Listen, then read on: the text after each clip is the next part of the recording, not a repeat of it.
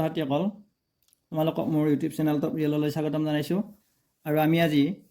শিকিম কেনেদৰে দ্বৈত সংখ্যা এটা দশমিক সংখ্যাত প্ৰকাশ কৰিব লাগে বা দহৰ ভূমিৰ সংখ্যাত প্ৰকাশ কৰিব লাগে। দশমিক সংখ্যা আমি পাইছোঁ ধৰি লোৱা 132 132 ইয়াক যদি আমি বিস্তাৰ কৰোঁ আমি বিস্তাৰ কৰি পাইছোঁ নিশ্চয় আগৰ ক্লাছবিলাকত আগৰ শ্ৰেণীবিলাকত 132ক বিস্তাৰ কৰিলে 1 × 100 মানে এইটো শতকৰ ঘৰ সেইকাৰণে এশৰে পূৰণ প্লাছ 3 এইটো দহকৰ ঘৰ সেইকাৰণে দহৰ লগত পূৰণ আৰু এইটো এককৰ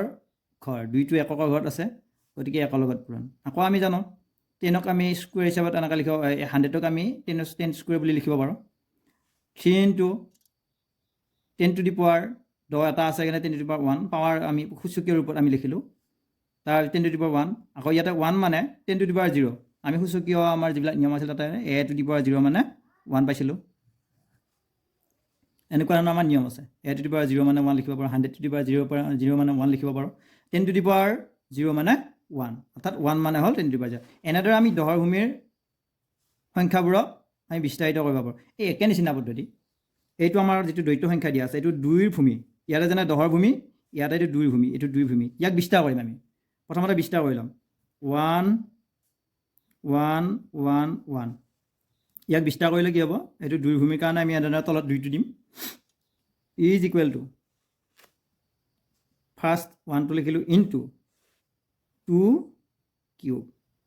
ইফালে এইটো 3টা থাকিল 2ৰ ভূমিৰ কাৰণে 2 লিখিলোঁ 2 কিউব প্লাছ এইটো ছেকেণ্ড 1টো লিখিলে হ'ল 1 ইনটু 2 কিউব এবাৰ 2 স্কুৱেৰ ইয়াত যেনেদৰে আছিল 10 square 10 to the power 1 10 to the power 0 সেইকাৰণে 2 কিউব তাৰপিছত এবাৰ তৃতীয় স্থানৰ অংকটো 1 ইনটু 2 স্কুৱেৰ প্লাছ দ্বিতীয় স্থানৰ অংকটো 1 ইনটু ইয়াত আছিল 2 স্কুৱেৰ ইয়াত হ'ল 2 টু দি পাৱাৰ 1 প্লাছ এইটো যিটো প্ৰথম স্থানৰ বা সোঁফালৰ পৰা প্ৰথম স্থানৰ অংক আছে সেইটো হ'ল 1 ইনটু 2 টু দি পাৱাৰ 0 লিখিব পাৰোঁ আমি। তেতিয়াহ'লে ইয়াক ভাঙিলে 2 কিউবক আমি যদি ভাঙোঁ আমি তেতিয়াহ'লে 2 কিউব মানে হ'ল 2 into 2 into 2 is equal two 8 লিখিব পাৰোঁ আমি 8 প্লাছ 2 স্কুৱেৰ মানে হ'ল 4 প্লাছ 2 টু দি পাৱাৰ 1 মানে হ'ল 2a আৰু আমি জানো 2 টু দি পাৱাৰ 0 মানে হ'ল 1 ইনটু 1 ইজ ইকুৱেল টু 1 এটাকে আমাৰ কি পালোঁ 8 4 12 12 2 14 14 এগুণ 14 একে 8 4 12 12 2 14 14 একে 15 আমি কিমান পালোঁ 1 দ্বৈত সংখ্যা যিটো আছিল 1 1 1 1 ইয়াক আমি যদি দহৰ ভূমিত প্ৰকাশ কৰোঁ তেতিয়াহ'লে আমি এনেদৰে পাম আমি সংখ্যাটো 15 পাম 15 এইটো হ'ল দহৰ ভূমিৰ সংখ্যা অৰ্থাৎ আমি এনেদৰে লিখিব পাৰোঁ 1 1 1 1 ইজ ইকুৱেল টু 15 এইটো আমাৰ প্ৰকাশ হ'ল দহৰ ভূমিৰ সংখ্যাত মানে 1 1 1 1 মানে হ'ল 15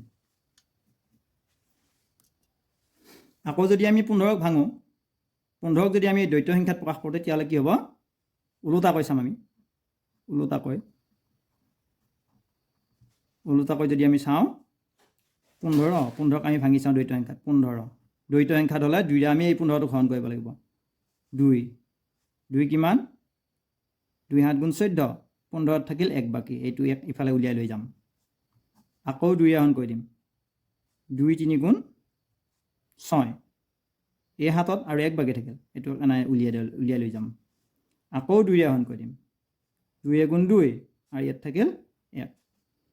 গতিকে আমি কি পাই গ'লোঁ 15ক আমি দ্বৈত সংখ্যাত প্ৰকাশ কৰিলোঁ কি পালোঁ আমি এইখিনি পালোঁ আমি 1 1 1 1 এইটো 1 1 1 1 গতিকে আমি এনেদৰে লিখিব পাৰোঁ 15 এইটো দহৰ ভূমিৰ সংখ্যাংক ইয়াক আমি প্ৰকাশ কৰিলোঁ 1 1 1 1 1 1 1 1 এইটো হ'ল দ্বৈত সংখ্যা এনেদৰে আমি কনভাৰ্ট কৰিব পাৰোঁ। গতিকে আমি আজি ইমানতে সামৰিছোঁ ধন্যবাদ।